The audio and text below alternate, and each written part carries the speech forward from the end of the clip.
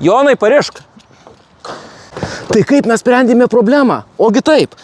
Esu ant vieno iš 4 stogelių, nuo kurio atidavinėjau čerpius ir kur nelabai norėjau atimti, bet paskui, kai pasirodė video, tai daug norinčių atsirado. Tai ačiū už adekvatumą ir parodysiu, kaip įsprendėm problemą.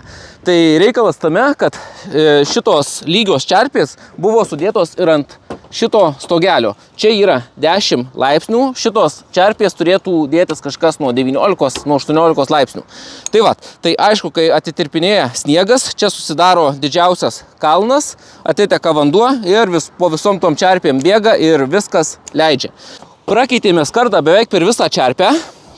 Čia gaunasi apie 20 cm, jeigu horizontalią liniją imsim. Tai vanduo tikrai niekad tiek nedakils. Siūlės taip pat sandarinam, dvigubų falciukų viską užplojam. Ir kada taip padarai, tai čia, kaip ir minėjau, nuolydis 10 laipsnių, tai padarius, tai niekad gyvenime jums daugiau tokia problema nepasikartos. Jonai, o tai tu ne pačioj?